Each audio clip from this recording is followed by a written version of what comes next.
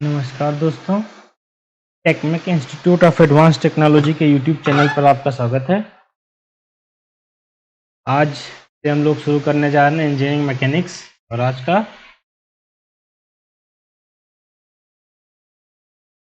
से lecture number 1। इसमें हम लोग सीखेंगे कंप्लीट इंजीनियरिंग मैकेनिक्स। किसी भी एग्जाम के लिए आपके लिए complete engineering mechanics.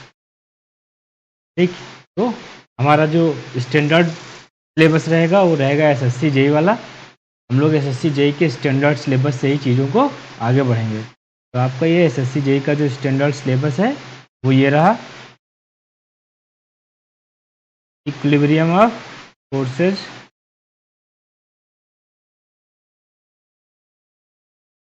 Law of motion, friction, concept of stress and strain, elastic limit and elastic constant, bending moment and shear force diagram, shear in composite bar, tension of circular shafts, buckling of column, Euler's and Rankine's theory, involved pressure vessels।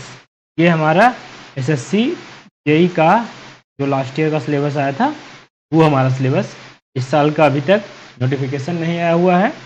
जैसे notification आएगा, अगर syllabus में कोई ऊंच नीच होगी तो उस तरीके से हम लोग सिलेबस को फिर से अपडेट करेंगे। ठीक है, इंतज़ार नहीं कर सकते कि कब आएगा नोटिफिकेशन और उस हिसाब से हम लोग पढ़ाई शुरू करेंगे। हम लोग पढ़ाई शुरू करते हैं, जैसे जैसे नोटिफिकेशन आएगा उस तरीके से हम लोग चीज़ों को उसी तरीके से करते रहेंगे। खास बात ये रहेगी कि इसमें जो हमारे लोगों का पढ़ने का तरीका रहेगा वो क्या रहेगा कि सबसे पहले हम लोग करेंगे थ्योरी पोर्शन। थ्योरी पोर्शन के साथ साथ हम लोग वो सारे क्वेश्चंस करेंगे जो इससे पहले 1 डे एग्जाम्स में आए हुए हैं। ढेर सारे क्वेश्चंस हैं, हम लोग ढेर सारे क्वेश्चंस को उसी तरीके से करेंगे। और ये जो सिलेबस, छोटा सा सिलेबस आपको दिख रहा है ना, सिलेबस छोटा है नहीं, ये सिलेबस बहुत बड़ा है, तो उसको उसी तरीके से हम लोग तोड़ तोड़ के ही करेंगे। ठीक है, तो इक्विलिब्रियम ऑफ फोर्सेस को पढ़ने के लिए आपको क्या जानना चाहिए सबसे पहले कि फोर्स क्या होता है। ठीक है, तो आज हम लोग शुरू करते हैं अपना लेक्चर फोर्स से। तो फोर्स क्या है, आप सभी लोगों को पता होगा कि फोर्स कोई भी एक्सटर्नल कॉज है जो क्या करेगा, कोशिश करेगा किसी रिजिड बॉडी की पोजीशन को चेंज करने की या मोशन को चेंज करने की कोशिश करेगा। इट इज़ नॉट नेसेसरी कि चेंजेस हो ही। ठीक, या फिर आप आसान भाषा में क्या कर सकते हैं कि फोर्स क्या है कि कोई एक्सटर्नल पुल या पुश है। ठीक, तो और हिंदी में जैसे आप लोग इसको डिफाइन करेंगे तो डिफाइन क्या करते हैं कि बल व बाह्य कारक है जो किसी पिंड पर आरोपित होकर उसकी अवस्था परिवर्तन करता है या अवस्था परिवर्तन करने का प्रयास करता है। बल क्या है, बल व बाह्य कारक है जो किसी पिंड पर आरोपित होकर उसकी अवस्था परिवर्तन करता है या अवस्था परिवर्तन करने का प्रयत्न करता है। देखो क्या कर सकता है ये, क्या क्या करता है। It can also causes a change in the direction, shape, size etcetera of the body. तो फोर्स का जो इफेक्ट होगा वो क्या होगा, डायरेक्शन चेंज कर सकता है। डायरेक्शन कैसे चेंज कर सकता है, देखिए ये कोई एक बॉडी है, ये कोई एक ट्रक है। ठीक, ये आगे की ओर जा रहा है, इस पर आपने एक ब्रेक लगाया। ठीक, ब्रेक क्या करेगा, ये जो मूव कर रही थी ना फॉरवर्ड डायरेक्शन में, उसको वहाँ पे रोक देगा। ठीक, स्टॉप कर देगा। ये क्या हो गया, ये डायरेक्शन के साथ साथ क्या हो गया, पोजीशन में चेंज हो गया। ठीक है, इसी तरीके से कोई एक बॉल है आपके पास। ठीक, उस बॉल पे आपने एक बहुत तेज से डंडा मारा तो बॉल क्या हो जाएगी, फट जाएगी, शेप चेंज हो जाएगा। ठीक, अगर बॉल का नहीं लेते, कभी देखा है फोर्जिंग करते हुए, ठीक, लोहे के टुकड़े से डिफरेंट टाइप के इक्विपमेंट बना देते हैं। ठीक, तो वो सब क्या है, सब फोर्सेस का ही यूज करके क्या करते हैं, चीज़ों को शेप प्रोवाइड करते हैं, अलग अलग शेप, अलग अलग साइज। तो इन सारे काम के लिए क्या यूज करता है आपका फोर्स। मैथमेटिकली हम लोग फोर्स को करते हैं न्यूटन्स के सेकेंड लॉ से। न्यूटन का सेकेंड लॉ क्या था, आप सभी लोगों को पता होगा कि F इक्वल टू ma। ठीक, where F is the force, m is the mass of the body. ठीक, mass of the body and A is the acceleration, is the acceleration. ठीक है, देखिए what is the effect of forces. Effect of forces हमने बताया आपको क्या क्या कर सकता है। Force acting on a body में affect the shape of the body, body का शेप चेंज कर सकता है। विल एक्सेलरेट और डी एक्सेलरेट द बॉडी, इस बॉडी को आगे बढ़ा सकता है या पीछे, आगे तेजी से आगे कर सकता है या ब्रेक लगा सकता है। ठीक, और it will give motion to the static body. अब जैसे कोई एक पत्थर रखा हुआ है, इस पत्थर को आपने धक्का मारा तो क्या होगा, ये पत्थर आगे की ओर बढ़ के जाएगा। ठीक, कुछ भी कर सकता है फोर्स, कुछ भी करने का मतलब है क्या, डायरेक्शन, शेप, साइज, सारी चीजें चेंज कर सकता है फोर्स किसी भी बॉडी का। ठीक है, कितने टाइप का फोर्स होता है। एक्चुअली फोर्स बेसिकली अगर ब्रॉड सेंस में देखा जाए तो फोर्स दो टाइप का होता है। ब्रॉड सेंस में देखा जाए तो फोर्स दो टाइप का होता है। कौन कौन सा दो टाइप का होता है। एक को हम लोग बोलते हैं कॉन्टैक्ट फोर्सेस, एक को बोलते हैं नॉन कॉन्टैक्ट फोर्सेस।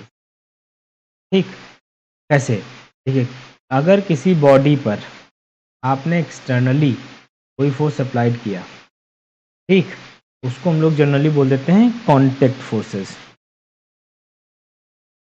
ठीक, क्या बोल देते हैं, कॉन्टैक्ट फोर्सेस। मतलब क्या, ये इस रिजिड बॉडी पे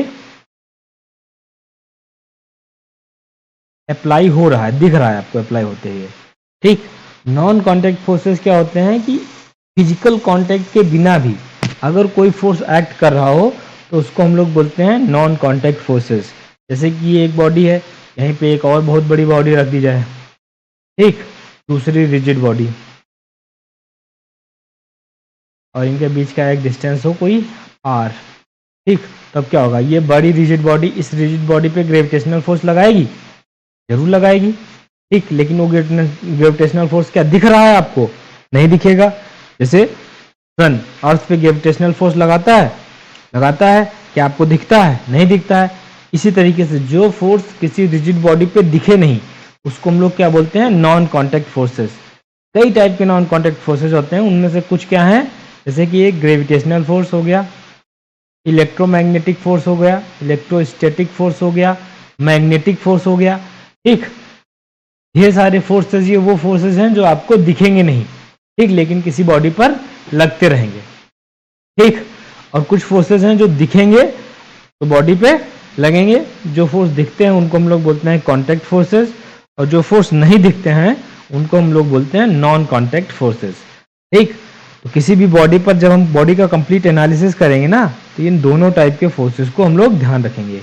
इन दोनों टाइप के फोर्सेस को अलग अलग तरीके से हम लोग क्लासीफाई भी कर सकते हैं। ठीक है, लेकिन जब कभी भी हम बॉडी का एनालिसिस कर रहे होंगे तो इन दोनों फोर्सेस को हम लोग ध्यान रख के ही एनालिसिस करेंगे। ठीक है,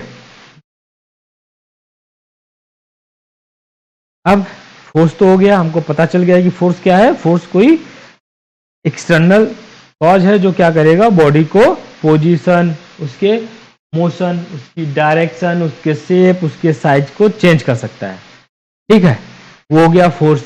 कितने टाइप का होता है सर, दो टाइप का होता है, कॉन्टैक्ट टाइप का और नॉन कॉन्टैक्ट टाइप का। कॉन्टैक्ट टाइप का कौन सा, जो आपको बॉडी पे लगता हुआ दिखे। नॉन कॉन्टैक्ट टाइप का फोर्स कौन सा, जो बॉडी पे लगता हुआ ना दिखे। अब सर फोर्स की यूनिट क्या होती है।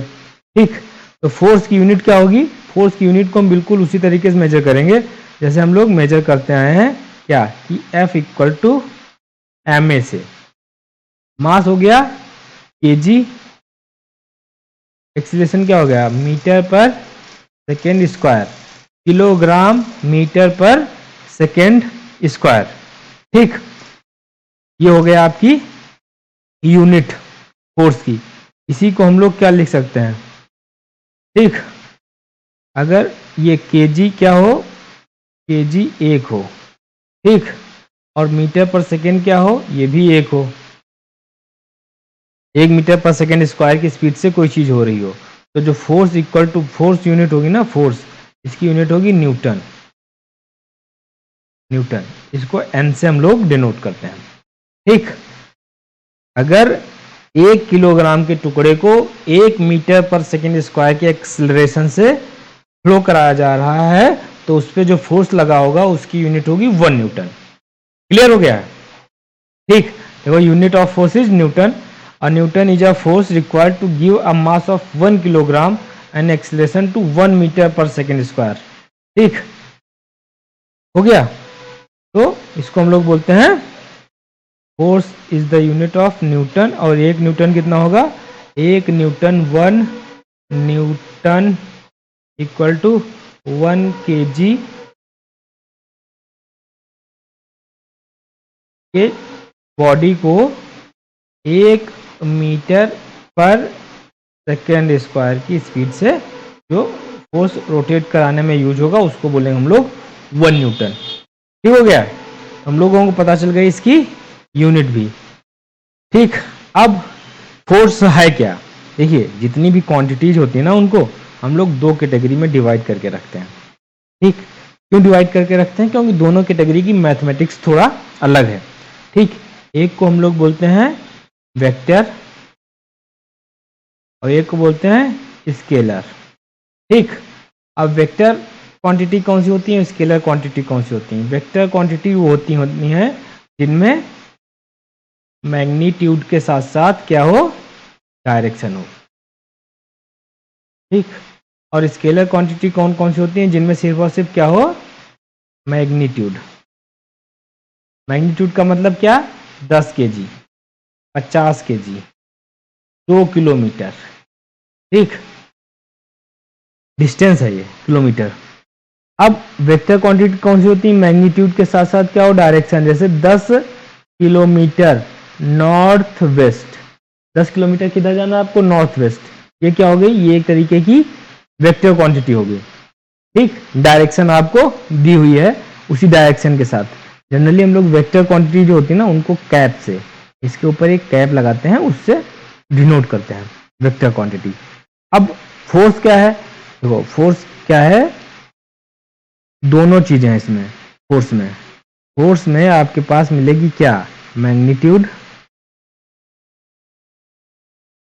और साथ में डायरेक्शन भी। ठीक, मैग्नीट्यूड भी मिलेगा और डायरेक्शन भी। इसलिए फोर्स क्या है? फोर्स एक वेक्टर क्वांटिटी है। अब जब वेक्टर क्वांटिटी है तो सिंपल मैथमेटिक्स को तो फॉलो नहीं करेगी, तो फोर्स क्या फॉलो करेगा? फोर्स फॉलो करेगा वेक्टर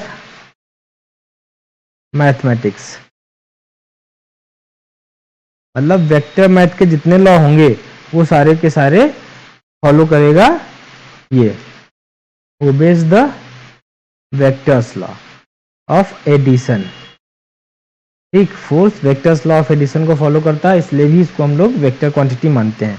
अब वेक्टर की कैरेक्टरिस्टिक क्या क्या होती हैं? वेक्टर की क्या क्या खासियत है? ठीक, सबसे पहली चीज तो हमने आपको बताई, क्या होगी? मैग्नीट्यूड के साथ साथ डायरेक्शन होगी। कोई डाउट नहीं इसमें। क्या हो सकता है?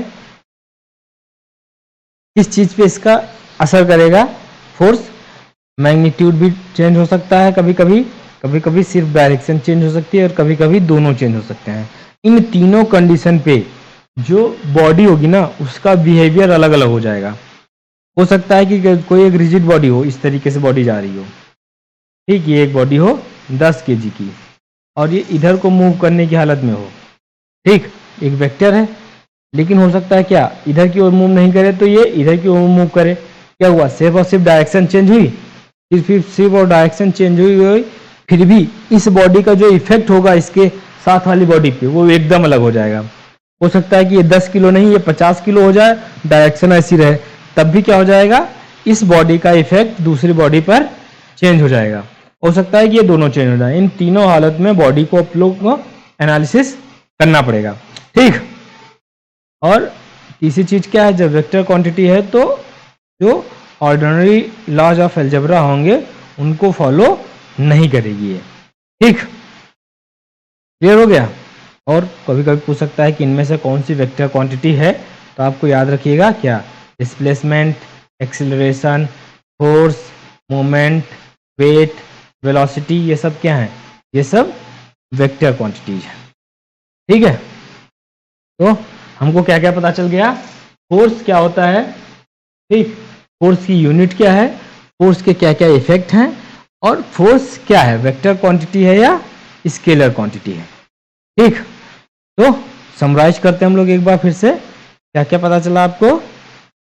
आपको पता चला कि फोर्स में क्या होगा?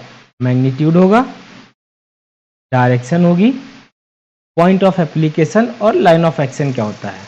जैसे कि ये एक कोई बॉडी है, इस बॉडी पर फोर्स लग रहा है, ठीक, एक एफ फोर्स लग रहा है, तो ये जिस पर्टिकुलर पॉइंट पे एक्ट कर रहा है ना, इस पॉइंट को तो हम लोग बोल देंगे पॉइंट ऑफ एप्लीकेशन। ठीक है, this is the point of application. ये जो पॉइंट है, पॉइंट को हम लोग ए मान लेते हैं, बी मान लें, कुछ भी मान लीजिए आप। ये जो पॉइंट ए है, it is the point of application. ठीक है, अब ये पॉइंट, ये फोर्स जिस पॉइंट पे लग रहा है ना, इस पॉइंट के अलोंग जो ये लाइन है ना, इसको हम लोग बोलते हैं लाइन ऑफ एक्शन। क्या बोलते हैं? Line of action. ठीक, लाइन ऑफ, बहुत इंपॉर्टेंट चीज है लाइन ऑफ एक्शन। क्या इंपॉर्टेंट चीज है? अभी हम लोग लॉ ऑफ ट्रांसमिसिबिलिटी जब देखेंगे फोर्सेस लॉ में, तब आपको पता चलेगा इस लाइन ऑफ एक्शन की क्या खासियत है। ठीक, तो ये चार चीजें, ठीक, बेसिक कैरेक्टरिस्टिक हैं फोर्स की। और जब कभी भी आप फोर्स सिस्टम का एनालिसिस कर रहे होंगे ना, तो इन चारों चीजों को नॉलेज आपको बहुत जरूरी होगा। ये चारों चीजें कहां कहां पर एक्ट कर रही हैं। ठीक है, अब फोर्स सिस्टम कितने टाइप का होता है? देखिए, फोर्स सिस्टम जानने के लिए हमको क्या जानना है कि अपना जो सिस्टम है, ठीक, हम लोग उसका स्टडी किस में करेंगे? जनरली हम लोग कार्टेशियन कोऑर्डिनेट में स्टडी करते हैं। कार्टेशियन कोऑर्डिनेट मतलब इस टाइप से जो अपना कोऑर्डिनेट सिस्टम बना हुआ है। ठीक,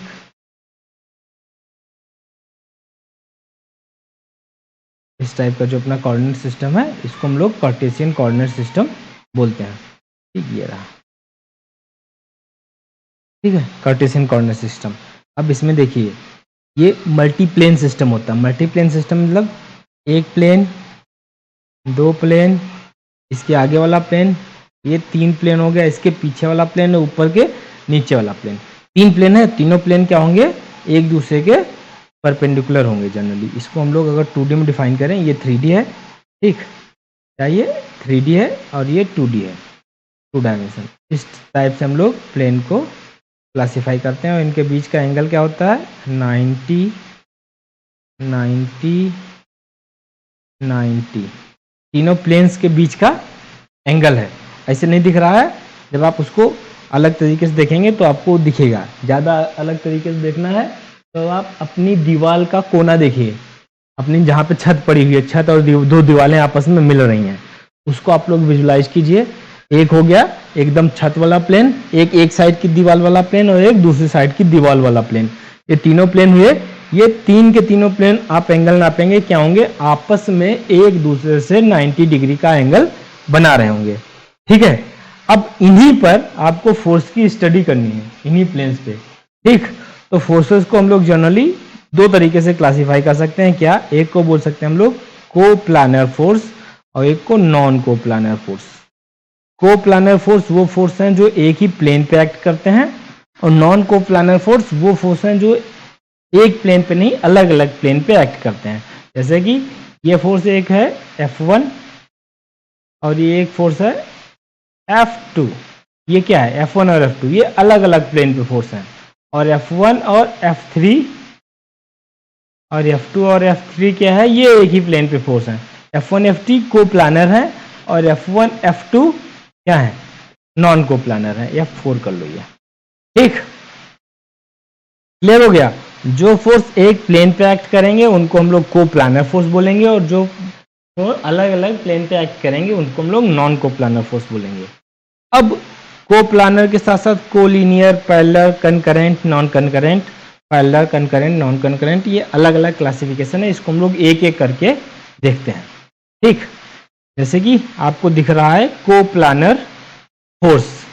ठीक, कोप्लानर फोर्स हमने आपको क्या बताया कि कोप्लानर फोर्स क्या हो, एक ही प्लेन पे जो फोर्स पाए जाएं उन सारे फोर्सेस को हम लोग क्या बोलते हैं, कोप्लानर फोर्स बोलते हैं। ठीक, कोप्लानर फोर्स बोलते हैं उन फोर्सेस को जो एक ही प्लेन पे पाए जाते हैं। ठीक, एक ही प्लेन पे पाए जाते हैं, तो आपको क्या दिख रहा होगा, ये एक प्लेन है, इस पे हम लोग मान लेते हैं F1 एक्ट कर रहा है, F2 एक्ट कर रहा है, F3 एक्ट कर रहा है, F4 एक्ट कर रहा है, F5 और F6, सब इसी एक प्लेन पे ही सारे फोर्स एक्ट कर रहे हैं। इस टाइप के फोर्स को हम लोग क्या बोलेंगे, कोप्लानर फोर्स सिस्टम।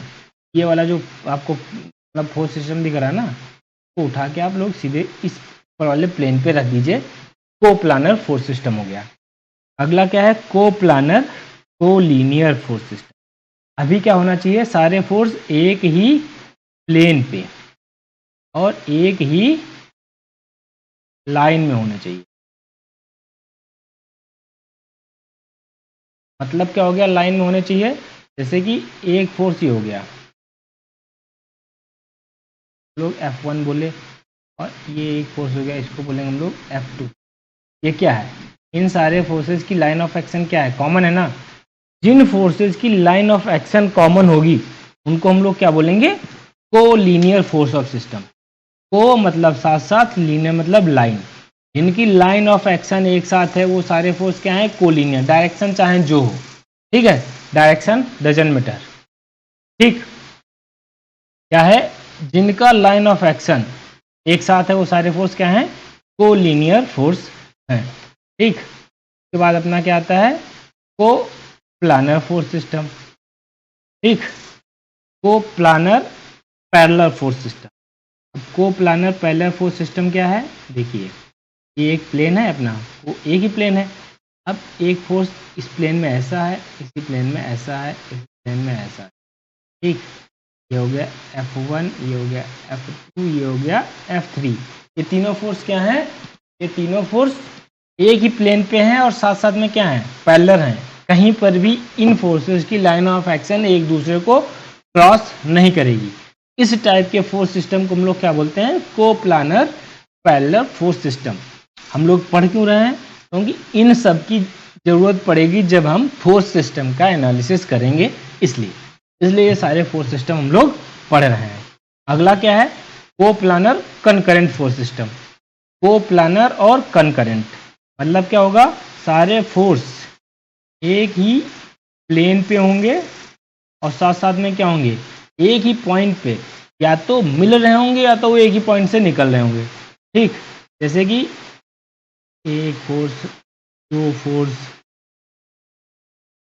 तीन, चार, ये F1, ये F2, ये F3, ये F4, चार के चारों फोर्स हैं। लेकिन क्या हो रहा है, किसी एक ही पर्टिकुलर पॉइंट पे आके क्या हो रहे हैं, सारे के सारे मिल जा रहे हैं, निकल जा रहे हैं, क्रॉस कर रहे हैं, डजंट मैटर। उन सब की लाइन ऑफ एक्शन किसी एक पर्टिकुलर पॉइंट को इंटरसेक्ट करनी चाहिए। ऐसे सारे फोर्सेस को हम लोग क्या बोलेंगे, कोप्लानर और कनकरेंट फोर्स सिस्टम। ठीक है, कोप्लानर और कनकरेंट फोर्स सिस्टम। अभी नॉन कोप्लानर फोर्स सिस्टम पे आते हैं। देखिए, नॉन कोप्लानर फोर्स सिस्टम में सबसे पहला क्या है, non coplanar force, non coplanar.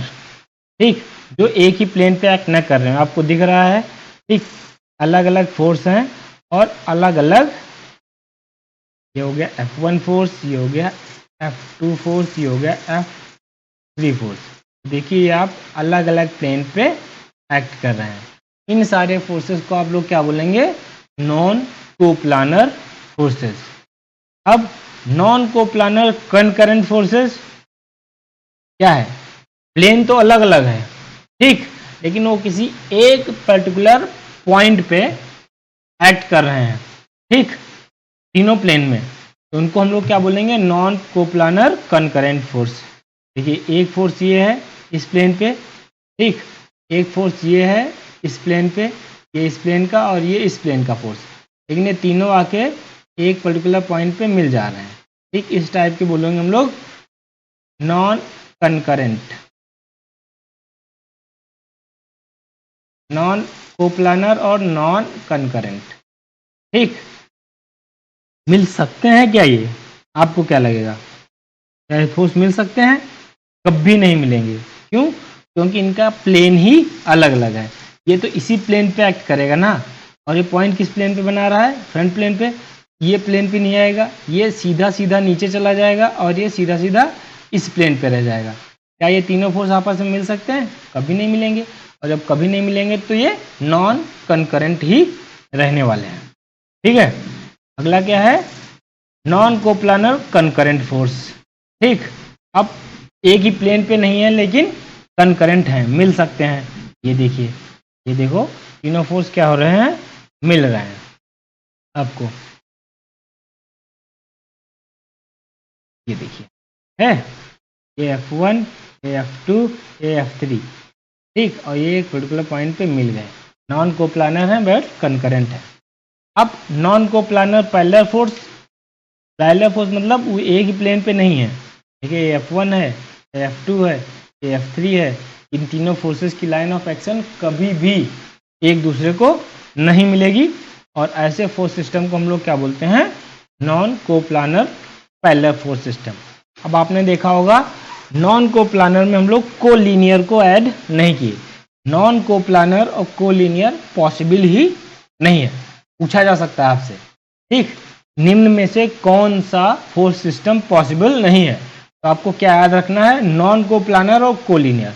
जो एक प्लेन पे ही नहीं होंगे वो एक लाइन में तो नामुमकिन है कि हों। ठीक है, चलिए हम लोग आ जाते हैं अपने इक्विवेलेंट फोर्स सिस्टम पे कि ये क्या है। इक्विवेलेंट फोर्स सिस्टम क्या होता है? देखिए, किसी भी बॉडी पर आपको दिख रहा होगा, जो रियल बॉडी होगी उस पर कोई एक ही फोर्स नहीं एक्ट कर रहा होगा, ढेर सारे फोर्स एक्ट कर रहे होंगे। आपको दिख रहा है ये F1 है, ये F3 है, ये F2 है, ये F4 है। यहाँ पे एक मोमेंट M1 एक्ट कर रहा है, एक मोमेंट M2 एक्ट कर रहा है। ये एक्चुअल रियल प्रॉब्लम हो सकती है। ठीक, अब इस रियल प्रॉब्लम को आपको किसी एक पर्टिकुलरी सिस्टम से रिप्रेजेंट करना है। तो आप क्या करेंगे? जितने भी ये फोर्सेस हैं इन सब का रिजल्टेंट और जितना मोमेंट है इसका रिजल्टेंट निकाल के आप इस पूरे फोर्स सिस्टम को रिप्रेजेंट कर सकते हैं इस फोर्स सिस्टम से। ठीक, तो जो इस एक्चुअल रियल प्रॉब्लम का, ठीक, फोर्स सिस्टम होगा जिसको आप रिप्रेजेंट करेंगे, इस रिप्रेजेंटेड फोर्स सिस्टम को हम लोग क्या बोलते हैं? Equivalent force system. Real problem का इक्विवेलेंट फोर्स सिस्टम। ठीक है, क्या है? ये चार फोर्स लग रहे थे इसमें, उस चार फोर्सेस का हमने क्या किया? एक फोर्स। दो मोमेंट लग रहे थे, उन दो मोमेंट का एक रिजल्टेंट मोमेंट। ठीक है, अब ये बॉडी कैसा मूव करेगी, किस तरीके से होगी, किस डायरेक्शन में जाएगी, आप आसानी से बता सकेंगे। ठीक, किसी भी एक्चुअल प्रॉब्लम का जो एनालिसिस करने का बेस्ट वे है वो क्या है? उस एक्चुअल प्रॉब्लम को इक्विवेलेंट फोर्स सिस्टम में रिप्रेजेंट कर दीजिए। अब क्या बता रहा है? ये फोर्स इधर को लग रहा है तो ये बॉडी इधर की मूव कर रही होगी, आगे बढ़ रही होगी, ट्रांसलेट कर रही होगी और इस मोमेंट के अबाउट मोशन करेगी। ठीक, यहाँ पे आप नहीं बता सकते थे किस तरीके का मोशन होगा, इधर जाएगी, इधर जाएगी, इधर जाएगी, इधर जाएगी, या किस तरीके से रोटेट करेगी। लेकिन इक्विवेलेंट फोर्स सिस्टम में ये चीज़ें आप आसानी से बता सकते हैं। ठीक, इसीलिए इक्विवेलेंट फोर्स सिस्टम इंपॉर्टेंट है। क्लियर हुआ? तो आज हम लोगों ने क्या क्या सीखा? आज हम लोगों ने सीखा कि फोर्स क्या होता है, फोर्स सिस्टम कितने टाइप के होते हैं, फोर्स कैसा है, वेक्टर है या स्केलर है, ठीक, फोर्स की क्या क्या प्रॉपर्टीज हैं, फोर्स सिस्टम कितने टाइप के होते हैं, और इक्विवेलेंट फोर्स सिस्टम की अपने को क्यों जरूरत पड़ती है। ठीक, नेक्स्ट लेक्चर में हम लोग फोर्सेस के लॉ के बारे में डिस्कस करेंगे और उसके बाद हम लोग इससे रिलेटेड कुछ क्वेश्चंस भी देखेंगे। ठीक है, तो तब तक के लिए, जब तक हम लोग नेक्स्ट लेक्चर में मिलते हैं, तब तक के लिए पढ़ते रहिए और मुस्कुराते रहिए। और हाँ, इंतज़ार मत कीजिए एसएससी जेईई के नोटिफिकेशन का। नोटिफिकेशन बहुत जल्दी आएगा और तब तक आपकी तैयारी बहुत अच्छी हो जानी चाहिए। तब तक के लिए धन्यवाद। हंसते रहिए, मुस्कुराते रहिए, पढ़ाई करते रहिए। धन्यवाद।